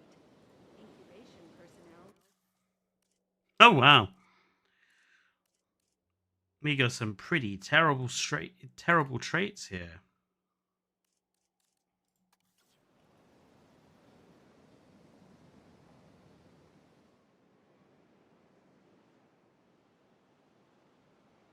It's quite a big space, but I think 3 metries. You know, I wish they would fix the China maps weather. There's no reason why there should be this snowy weather on this map at this time because I've turned the weather off. It is a known thing that's wrong with this particular map is that it is broken.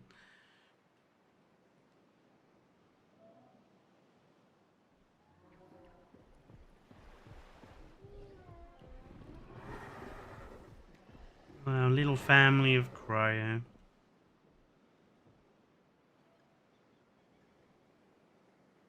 I feel like we didn't do a good job with the Amargasaurus enclosure because they're all still stuck over here. Like they're not really using this area down here, which is a bit of a shame.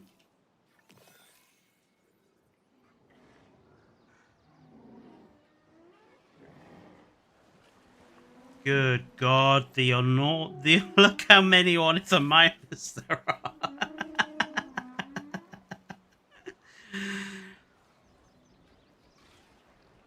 They just breed too fast. I lost control of their numbers so fast. Oh, are we actually going to see a social? No, we're not. I have yet to see most of the socials between babies and adults at the moment because, well, they just don't play. Do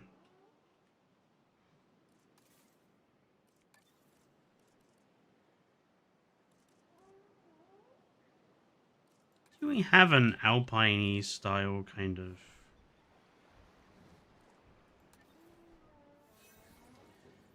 Probably go with the rustic one, I should think.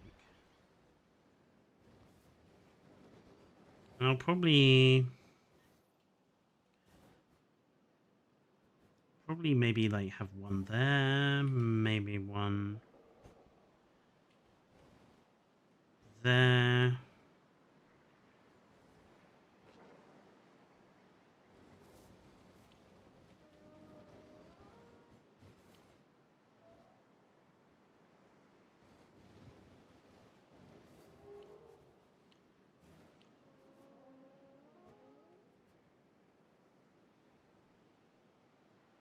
Hmm.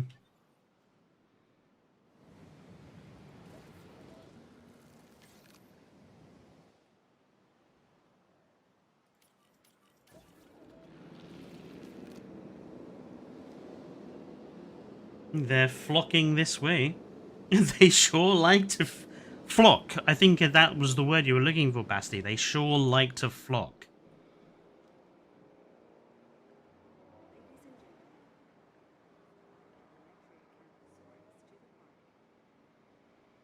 I think this is too dangerous to have a canoe tour in, personally.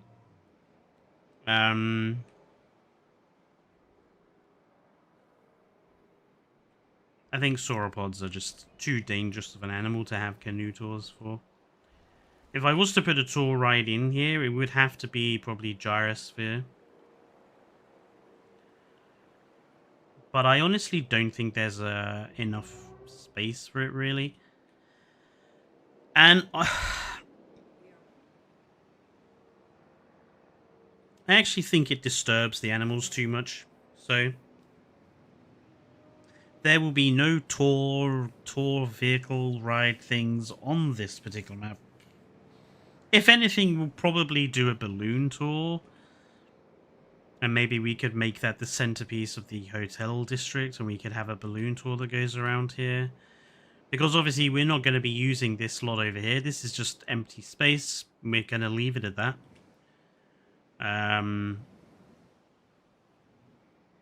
The only bit that's going to be used is over here.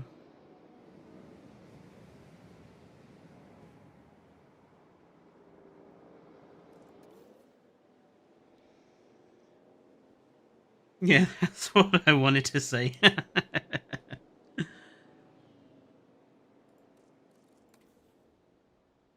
I like having pasture, plenty of cover, plenty of water, plenty of prey.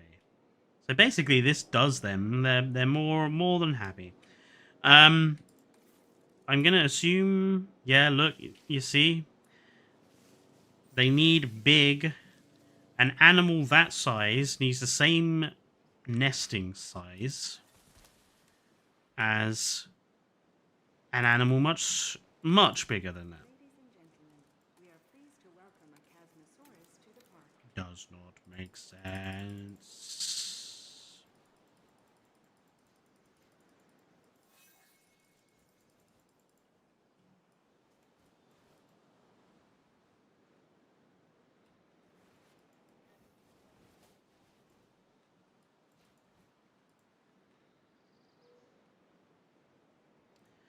Did that just say more baby Casmos? Oh my. How many baby Casmos do we have already? Oh, that's a lot. Okay. No more baby Casmos. They are cute though.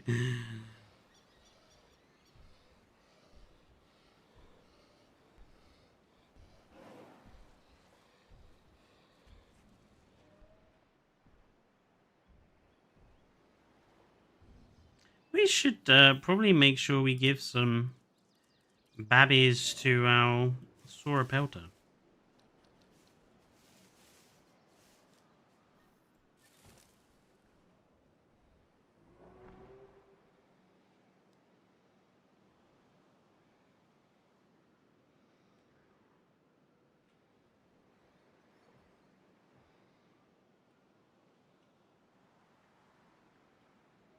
Yeah, I am reasonably happy with how all this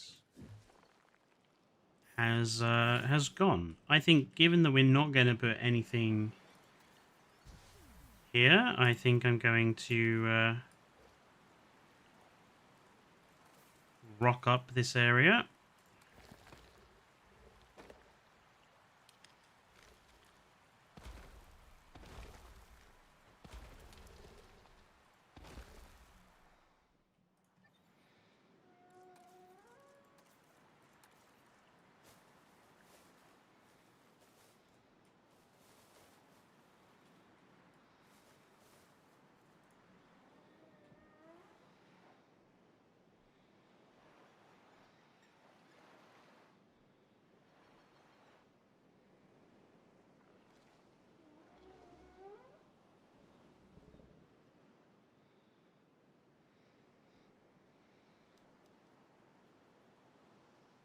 almost tempted to say maybe we should put Bracky in here as well.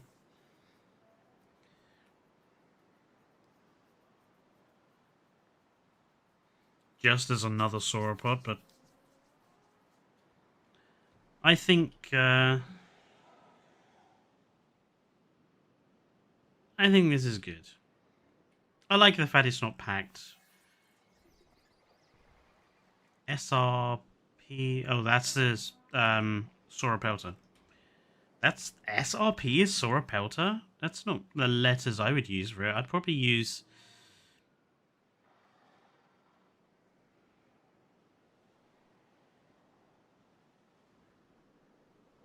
STA. Or probably SPA, actually.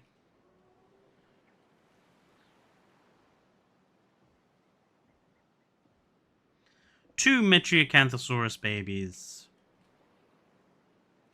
I'll have to, again, put some manual foliage in. Give them a bit of a cave or something up here. And then basically we're on to like doing guest areas. So doing the hotel bit, doing the bit down here, filling in this space, filling in what's underneath the cryolopher case. But that's pretty much all sort of the homework that I can do off stream. But I still might do it on stream just because I think it's important that people see that process.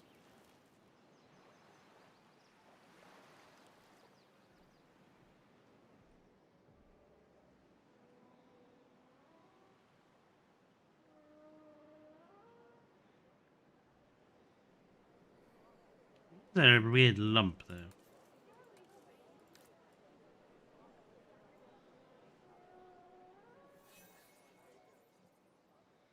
Oh, fight's begun. You guys stop fighting. Oh, the baby Metries.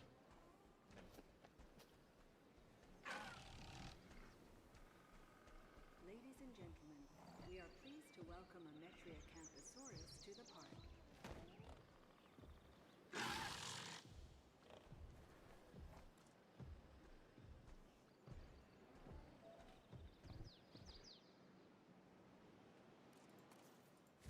No more babies. You have 2 babies. That is enough babies for you.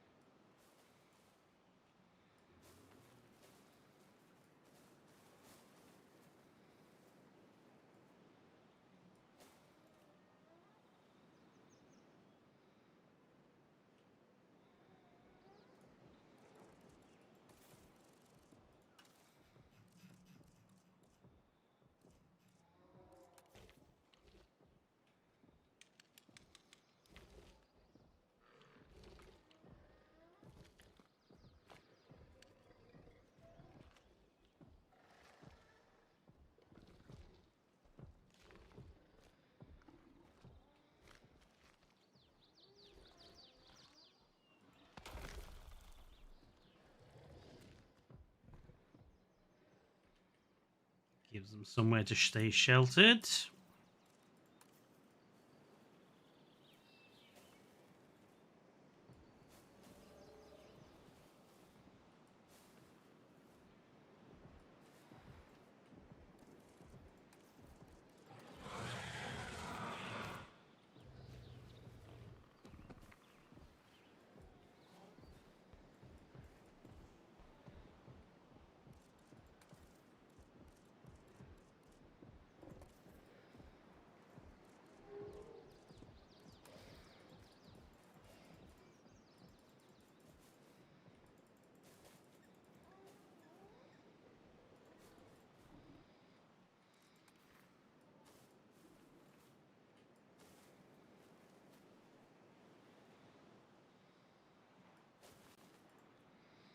I like that. A little cave. They're big cave surrounded by orange trees.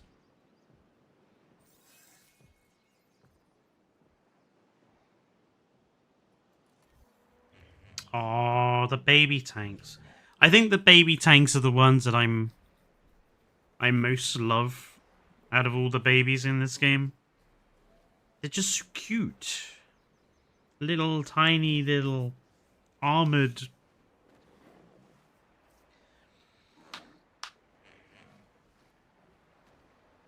chunky boys.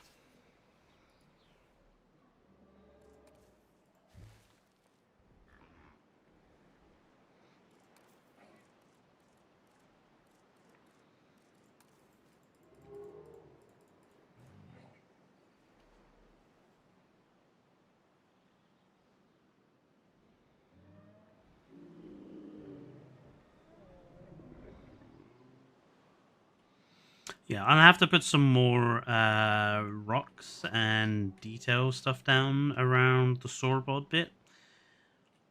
And probably do the same around the metri bit. Just do a few extra little areas.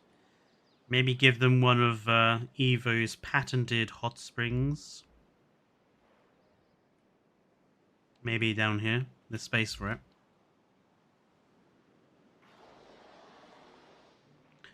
But yeah, I think I'm pretty happy with how this park is going to have shaped up by the time it's finished. I think I'm happy with not building out more of the park. I don't think it's necessary. I think this chunk is big enough on its own for building. Especially given, you know, the modular bits I have built specifically just for this map, like the river sections and this little bit, and which I need to save as a blueprint just to use elsewhere, and a lot of work went into. Oh, excuse me. A lot of work went into just this small bit of park, so let alone expanding it to then include like the other side of the lake. Just yeah, no thanks.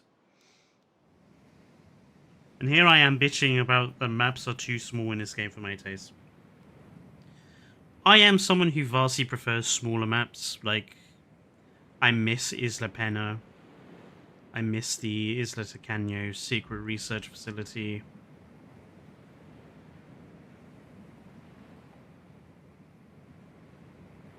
I think when you have a smaller map, you're you feel less obligated to fill the space. And when you feel less obligated to fill space, you can actually kind of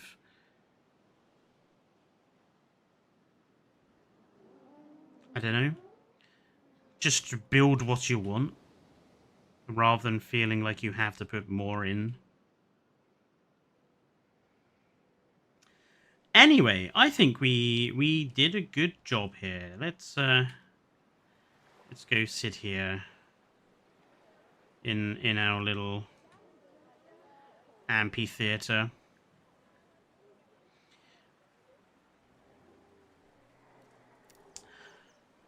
I want to thank everyone for tuning in today and this week, coming and joining the streams and everything else. Don't forget to like the stream if you haven't already. It really does help with the algorithm. And like most small channels, we get punished for that anyway. So, you know, every little bit helps. There will be a video on Wednesday about mine and Dane's holiday to Northern Ireland. So if you're interested in the Titanic museum that they have there, that I was able to go and see, keep a lookout for that video on Wednesday. There will, of course, be streams on Wednesday, Friday, and Sunday as well. Although next Sunday and Friday, I might take a break from Evolution and play maybe the Isle, maybe some Star Wars Empire War, something like that. Might just take a little bit of a break since I'm going to be probably doing a lot of building off stream. So yeah, but I'll let you guys know. Thank you everyone for tuning in. I hope you all have a very good rest of your Sunday evenings. Stay safe and good night.